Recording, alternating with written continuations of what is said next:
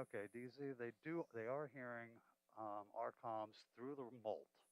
It's not patched in properly, or there's a cross somewhere. All right. I'll go right there. All right, thank you, sir.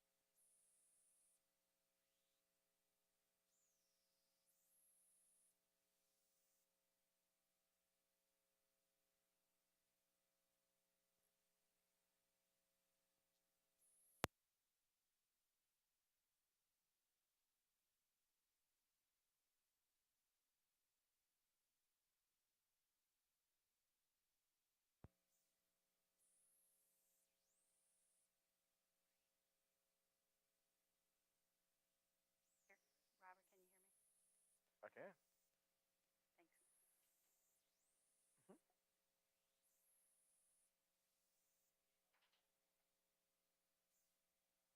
Nick's comms is dead at the moment. Okay.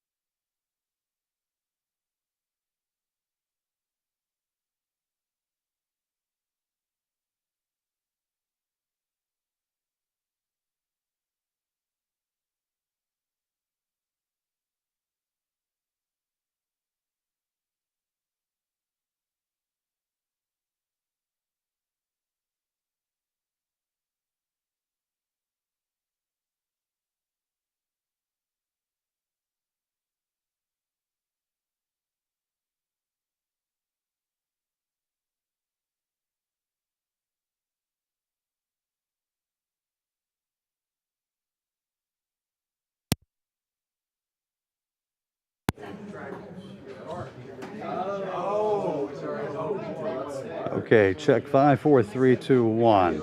Audio check for NBC. Check, check, check. Hopefully you got me there, NBC. 1, 2, check. 5, 4, 3, 2, 1. Thank you, sir.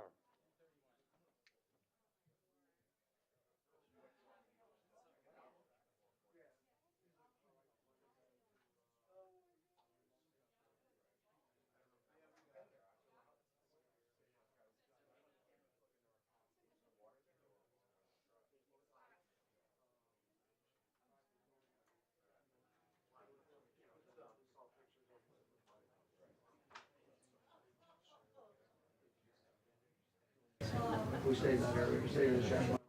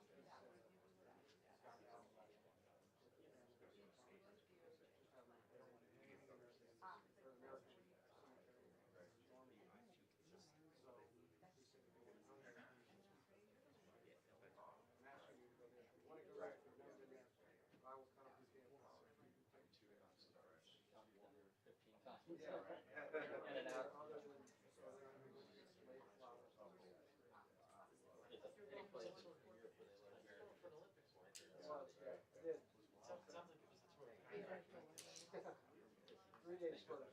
3 days are on. They do. The streets are named after them. They find you.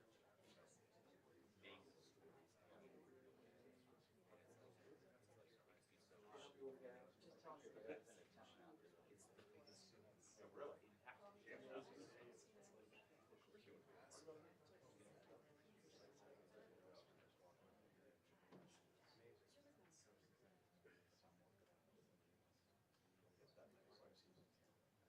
Have you get done?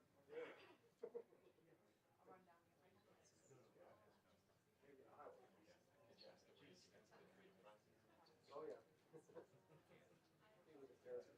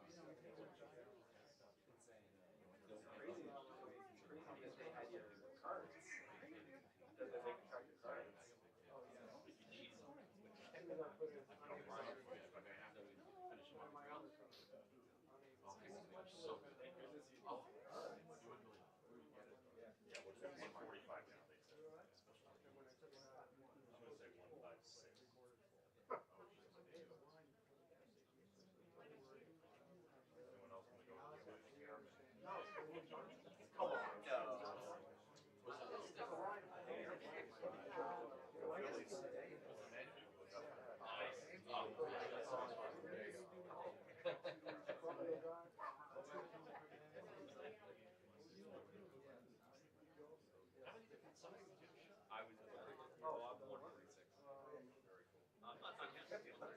I had a great time. What are you? Oh, is that long? Like the big stadium Yeah. thing? Yeah. When they, Is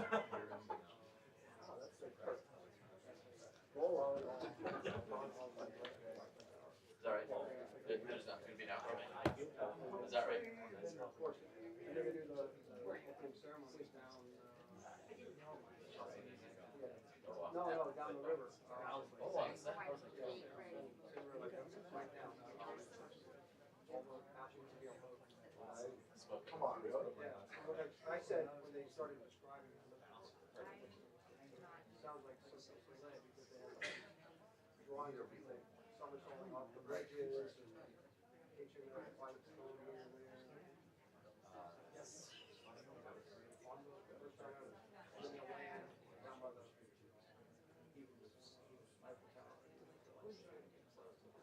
Well, the first boat, you know, some of the ones that.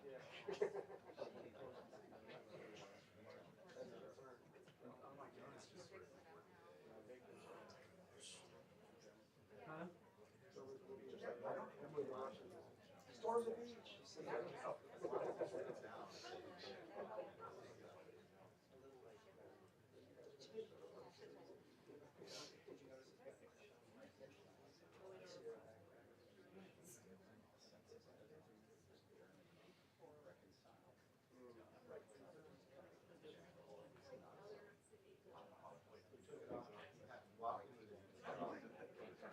The big drawing?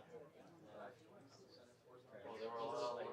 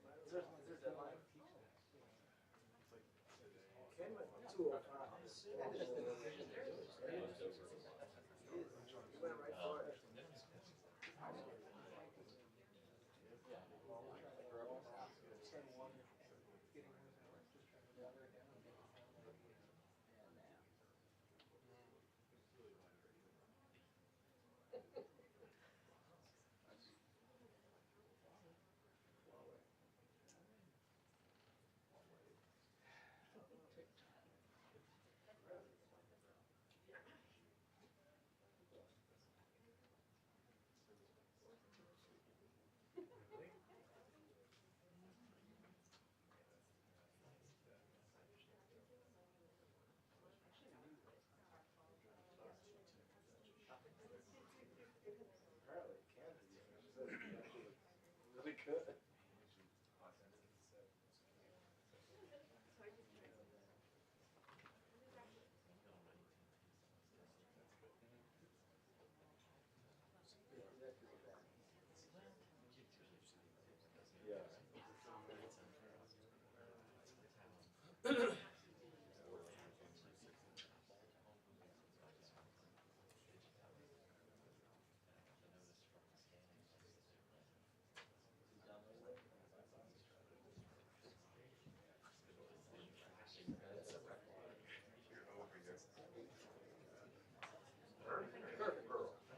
It's bothering me.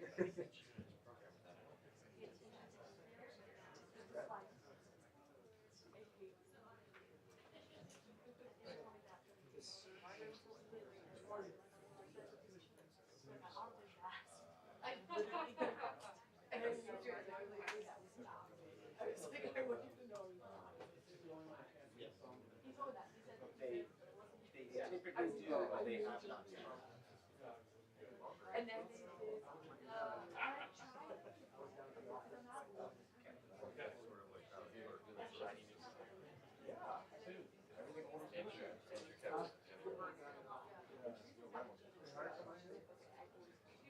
Yeah.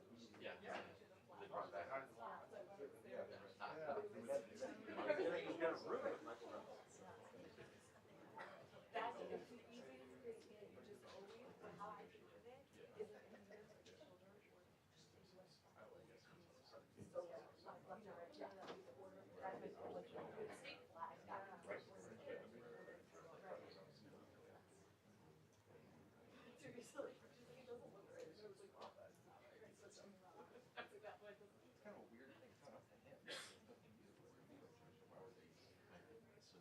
Was that in here? The thing about. I already looked at that.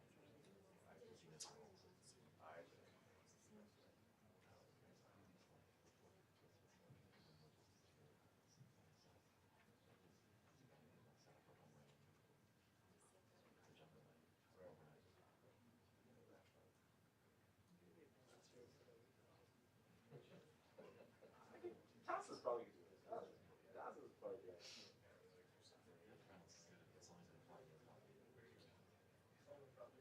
So it's, yeah, we're building a dump. Just how narrow actually saying. That's unconfirmed at this time. Okay. You got an on the record quote, kind of sort of. I would tell those. Mics are hot.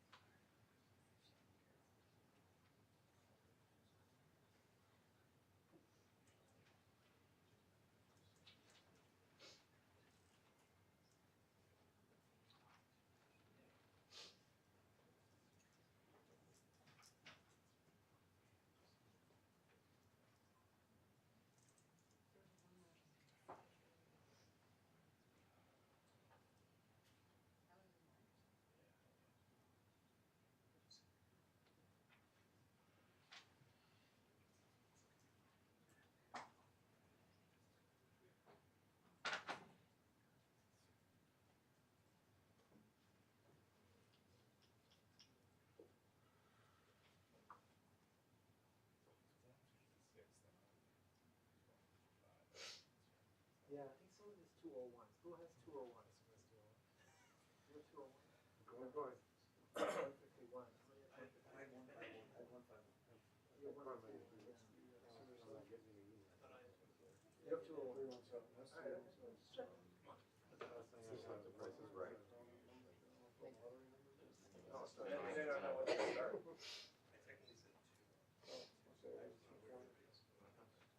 You were occupying the field.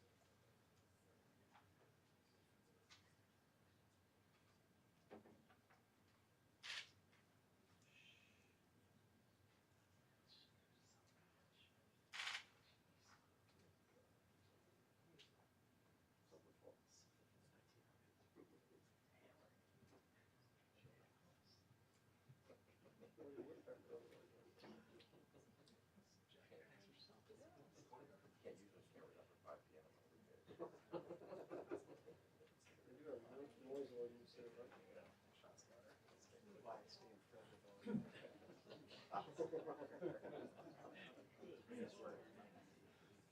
No. He does not shut us out there to warn the cows that he's coming. For me, the dog's not even in the woods anymore. Doesn't hunt, it's like an icon with it.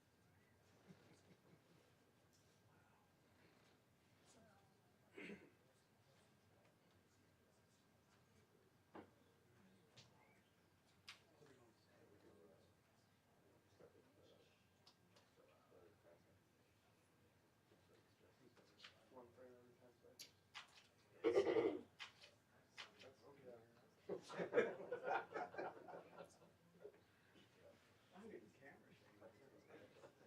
Bullying. Adult bullying. What's offered?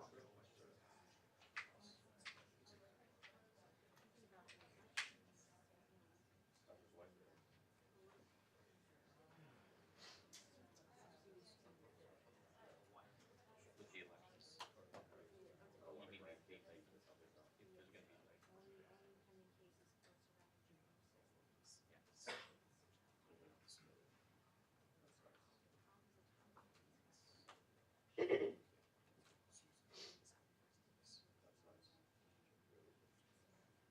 I know, they should have asked.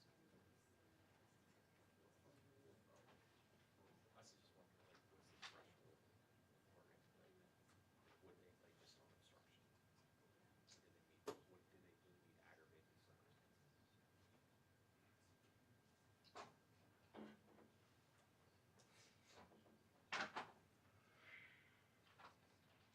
what, do they need aggravated circumstances?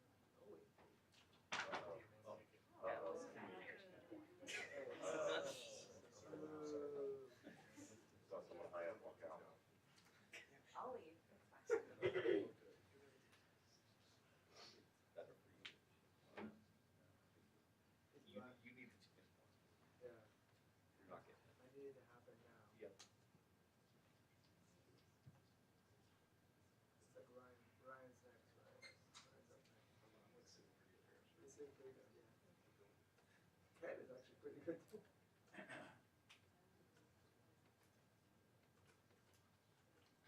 Everybody's throwing it punches, right?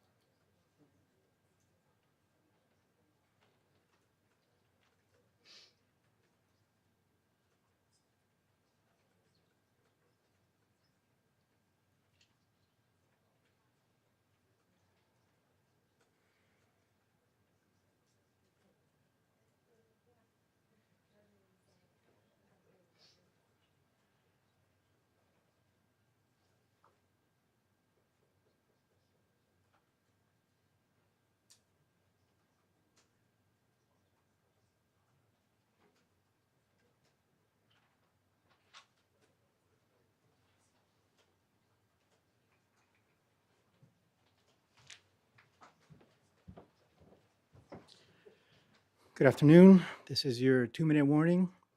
Attorney General Merrick Garland, Deputy Attorney General Lisa Monaco, FBI Director Christopher Wray, and Assistant Attorney General for National Security Matthew Olson will deliver remarks.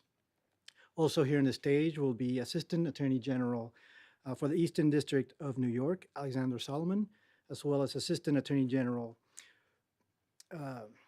Assistant U.S. Attorney for the District of New Jersey, Brandon Day. Thank you.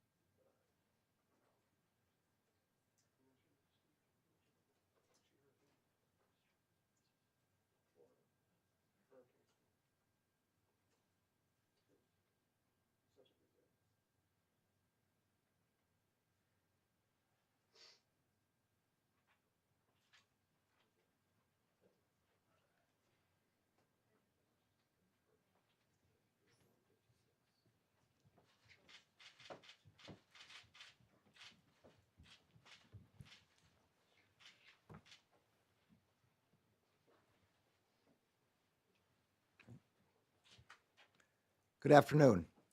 I'm joined today by Deputy Attorney General Monaco, FBI Director Wray, and Assistant Attorney General Olson. Also here are Assistant United States Attorneys from the Eastern District of New York and the District of New Jersey. Over the past week, the Justice Department has taken several actions to disrupt criminal activity by individuals working on behalf of the government of the People's Republic of China. As always, the defendants in these cases are presumed innocent until proven guilty in a court of law. Earlier today, in the Eastern District of New York, a complaint was unsealed charging 2 PRC intelligence officers with attempting to obstruct, influence, and impede a criminal prosecution of a PRC-based telecommunications company. The complaint alleges that in 2019, the defendants directed an employee at a U.S. government law enforcement agency to steal confidential information about the United States criminal prosecution of the company. The defendants believed that they had recruited the U.S. employee as an asset, but in fact, the individual they recruited was actually a double agent working on behalf of the FBI. As the complaint alleges, the defendants paid a bribe to the double agent to obtain non-public information, including files from the U.S. Attorney's Office in the Eastern District. They did so in the hope of obtaining the prosecution strategy memo, confidential information regarding witnesses, trial evidence, and potential new charges to be brought against the company. The double agent provided the defendants with documents that appeared to present some of the information they sought. In fact, the documents were prepared by the U.S. government for the purpose of this investigation and did not reveal actual meetings, communications, or strategies. This was an egregious attempt by PRC intelligence officers to shield a PRC-based company from accountability and to undermine the integrity of our judicial system. Also earlier today, in the District of New Jersey, an indictment was unsealed charging 4 individuals, including 3 PRC intelligence officers, with conspiring to act in the United States as illegal agents on behalf of a foreign government. The indictment alleges that between 2008 and 2018, the defendants used the cover of a purported Chinese academic institute to target, co-opt, and direct individuals in the United States to further the PRC's intelligence mission. Those directives included attempts to procure technology and equipment from the United States and to have it shipped to China. They also included attempts to stop protected First Amendment activities, protests here in the United States, which would have been embarrassing to the Chinese government. Separately, in the Eastern District of New York, the Justice Department charged 7 individuals who were working on behalf of the PRC with engaging in a multi-year campaign of threats and harassment to force a U.S. resident to return to China. Last Thursday, we arrested 2 of those defendants. Those activities were part of the PRC's global extra-legal effort known as Operation Fox Hunt. Its purpose is to locate and bring back to China alleged fugitives who have fled to foreign countries, including the United States. The PRC has a history of targeting political dissidents and critics of the government who have sought relief and refuge in other countries. The indictment alleges that the defendants, working at the direction of the government of the PRC, engaged in a campaign of harassment, threats, surveillance, and intimidation aimed at coercing the victim to return to China. We also allege that the defendants threatened and harassed the victim's family members, both in the U.S. and in China. The PRC government forced the victim's nephew to travel from China to the United States to convey the PRC's threats to the victim's son. The defendants threatened the victim, saying that, quote, coming back and turning herself in is the only way out. They showed up at the home of the victim's son in New York. They filed frivolous lawsuits against the victim and his son and said it would be, quote, endless misery for the defendant and son to defend themselves. And they made clear that their harassment would not stop until the victim returned to China. As these cases demonstrate, the government of China sought to interfere with the rights and freedoms of individuals in the United States and to undermine our judicial system that protects those rights. They did not succeed. The Justice Department will not tolerate attempts by any foreign power to undermine the rule of law upon which our democracy is based. We will continue to fiercely protect the rights guaranteed to everyone in our country, and we will defend the integrity of our institutions. Before I turn the podium over to Deputy Attorney General Monaco, I want to recognize the FBI, the National Security Division, and the U.S. Attorney's offices for their extraordinary work on these cases. Now, Deputy Attorney General Monaco. Good afternoon, and thank you, Mr. Attorney General.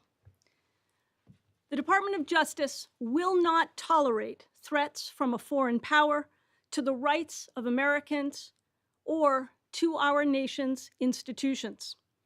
As the Attorney General has laid out, the cases unsealed today take place against a backdrop of malign activity from the People's Republic of China that includes espionage, harassment, obstruction of our justice system, and unceasing efforts to steal sensitive U.S. technology. In the words of our intelligence community, China seeks to be a major power on the world stage and to challenge the United States in multiple arenas. Today's cases make clear that Chinese agents will not hesitate to break the law and to violate international norms in the process. 2 of those cases, in particular, show the lengths they are willing to go in pursuit of unfair advantage. But the defendants charged today met their match in the agents, analysts, and prosecutors of the Department of Justice. According to one indictment unsealed today, 2 intelligence officers attempted, through bribery and espionage, to obstruct the federal criminal prosecution of a global telecommunications company headquartered in the PRC. The defendants attempted to bribe someone they believed was an insider to steal the prosecutor's playbook, including who the prosecutors were meeting with and what they would argue in court, all so that the company could unlawfully gain an edge and undermine the government's case. But the insider flipped the script on the defendants by working not for them, but for Team America. The defendants' desperate efforts to sabotage this prosecution expose the PRC's government's commitment to tilting the playing field in favor of Chinese corporations abroad. Far from accepting the rule of law, PRC agents sought to use bribes to help the Chinese company obstruct and evade it. This case exposes the interconnection between PRC intelligence officers and Chinese companies, and it demonstrates once again why such companies, especially in the telecommunications industry, shouldn't be trusted to securely handle our sensitive personal data and communications. In another matter announced today, individuals associated with the Chinese government allegedly continued its relentless campaign to gain access to our technology, recruit agents, and attempt to stifle the free exchange of ideas. According to the indictment, over a 10-year period, the defendants and others used a fake think tank to try to recruit a former federal law enforcement and state homeland security official and others through a variety of means, including with all expense-paid trips to China. In each case, though, the plots failed because the men and women of the Department of Justice defended our institutions and thwarted the persistent threat posed by agents of the PRC. I want to thank the agents, analysts, and prosecutors in all three of these cases for their tireless work on behalf of the American people. And now I'll turn the podium over to FBI Director Wray.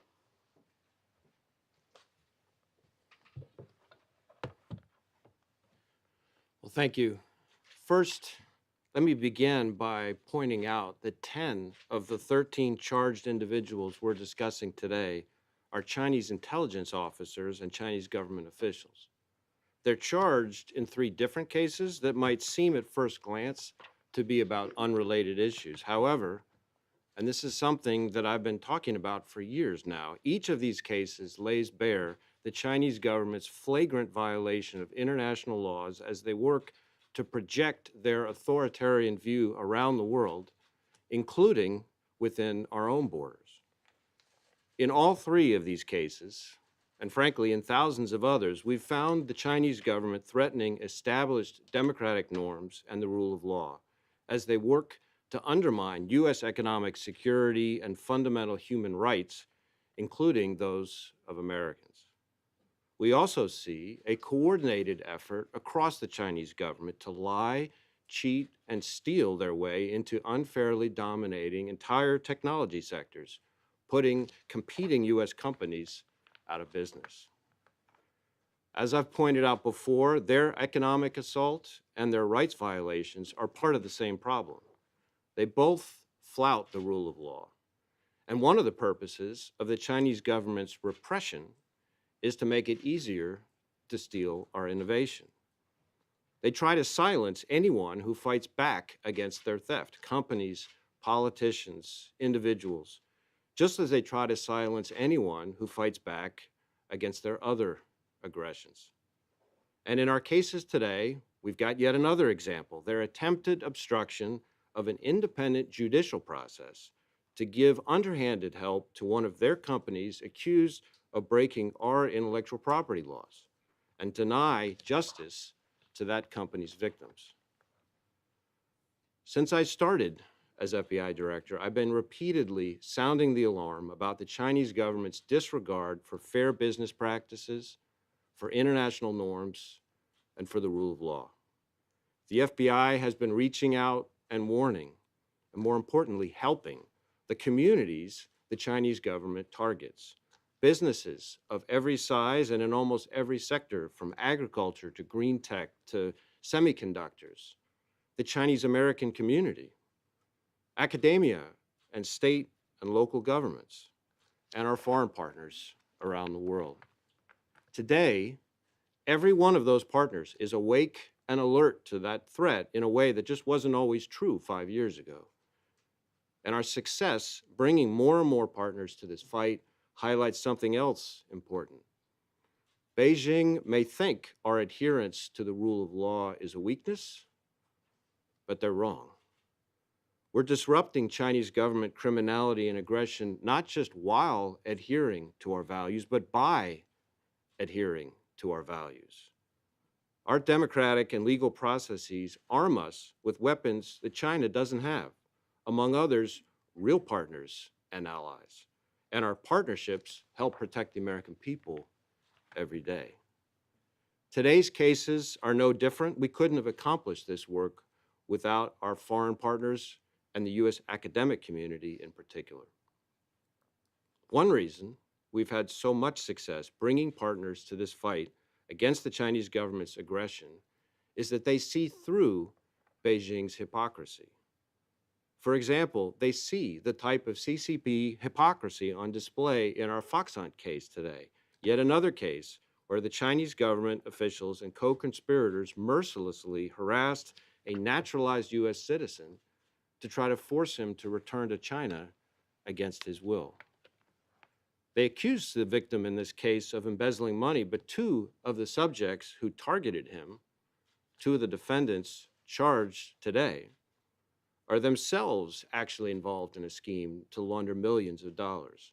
And as if that weren't enough evidence that the real purpose of their operation was political, they gave their victim a deadline to return by, the 20th CCP Congress earlier this month. They're focused on repression, not law enforcement.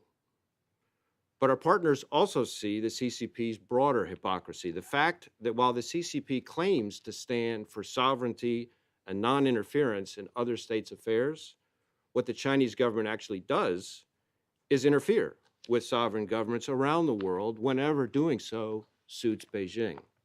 Here, interfering with our independent judiciary, violating both our sovereignty and the norms of police conduct to run lawless intimidation campaigns here in our backyard, and corrupting our academic freedom to further their campaign of repression and theft. The FBI is going to continue to say what we mean and mean what we say. So our partners, both here and abroad, many of whom tell us they're battling Chinese aggression themselves, know they can depend on us against the Chinese government and countless other dangers. Finally, let me urge any person or company being targeted or approached by the Chinese government to come to the FBI for help. No American citizen, resident, company, or university should battle this threat alone, and you don't have to. You can report information through your local FBI field office or online at fbi.gov, and know that our quarrel is with the Chinese government, the Chinese Communist Party, not the Chinese people, and certainly not Chinese Americans. I want to congratulate all the FBI special agents, intelligence analysts, and professional staff who have worked on these cases, as well as our partners at CBP and the IRS. I also want to take the opportunity to specifically thank the government employee who played such a critical role in the obstruction of justice case. You know, we employ double agents frequently in our counterintelligence operations against the PRC's services and other foreign threats. And given the nature of that work, we very rarely get a chance to publicly thank them. So I am delighted to have that chance today. Thank you.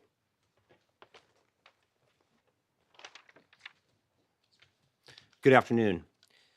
These three cases highlight once again the threat that individuals acting at the direction of the PRC government pose to our institutions and to the rights of people inside the United States. These operations include the harassment and attempted repatriation by force of individuals living in the United States, the effort to corrupt our judicial system, and the attempt to recruit agents for the PRC under the cover of a phony academic organization. We will not tolerate these actions. The National Security Division, which I am privileged to lead, was created to take on our most significant national security threats.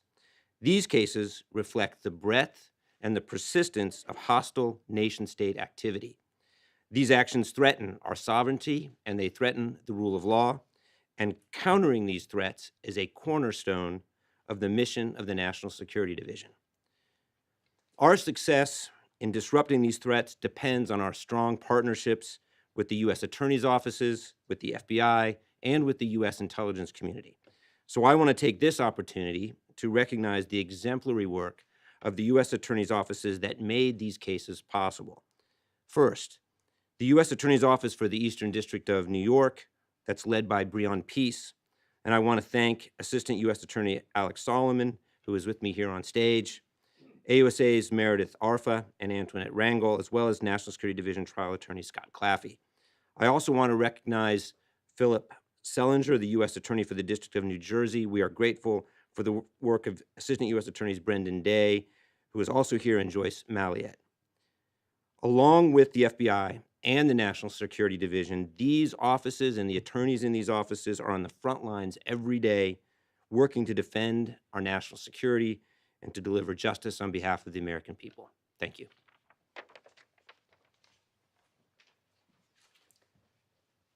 We got everybody? Okay, in that case, we're ready for some questions. Thank you. I was hoping one of you, maybe the FBI director, could talk a little bit about the timing of this announcement coming at the end of the party Congress and the beginning of Xi's third term, and what kind of a signal it is intended to send to China at this delicate political time. And then, Attorney General, I have a question for you as well about another large company. Okay, all right. Make sure you come back to me, please. So we bring cases when they're ready, and that's probably the simplest answer and most straightforward answer to that. As far as what signal they send, if the Chinese government, the Chinese Communist Party, continues to violate our laws, they're going to keep encountering the FBI. All right, I'm back. With regard to another large company, a judge on Friday said that the families who were victims of the Boeing 737 MAX crash have standing to challenge the settlement in that case as crime victims. And I just am wondering if DOJ leadership is worried about the Boeing settlement, that it could be vacated now because prosecutors seemingly violated the crime victims' rights. So it's a matter, obviously, from the question, part of ongoing litigation, so I'm just not going to be able to answer it. First question for the FBI director, and then I have one for the Attorney General. Director Wray, given the brazen nature of these allegations, I was wondering if you could give us an update on the level of activity you see from the PRC in terms of the number of open cases that you have at any given moment, and what this says about the potential for the midterms in terms of Chinese manipulation and or the Russians as well. Well, as far as the brazenness of the Chinese government's threat, these cases, I think, are part and parcel of a broader effort that we're seeing and have seen for some time. I think I recently commented that when I last looked, we were opening a new China counterintelligence investigation about every 12 hours. And it's about a 1,300% increase from several years ago. As far as the election itself, the threat of any nation state to our election system, to influence, to interfere, is something that we have to all remain vigilant about. In many ways, malign foreign influence, whether it's from the Chinese government, the Russian government, or other governments, is not just an election cycle issue, but a 365-day-a-year problem. And that's why we created the Foreign Influence Task Force several years ago, and that's why we work so closely with our partners in the intelligence community, with the Department of Homeland Security, and in particular with state and local election officials, which of course, as you know, is where the responsibility for, the primary responsibility for the integrity of our election systems lies. General Garland, given the nature of the Mar-a-Lago investigation, I was wondering Can you guarantee to the American public when the investigation is complete, that there will be transparency so the country writ large will know whether there were criminal offenses that took place or not?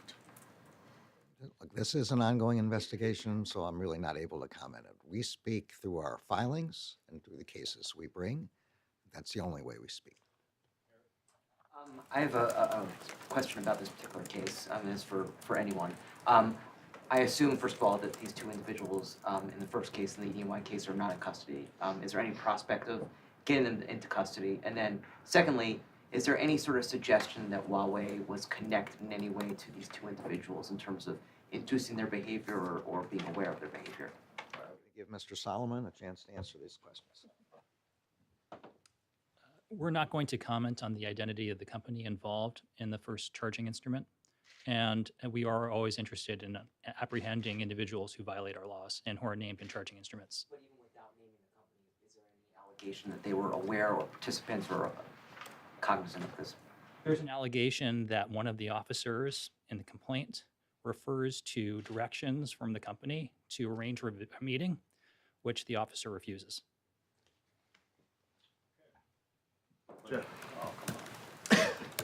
Attorney General Garland, this is midterms related. Have you been 15 days out? We're getting closer. When you start a question like that, you pretty much know what my answer is going to be, don't you? There have been concerns about intimidation,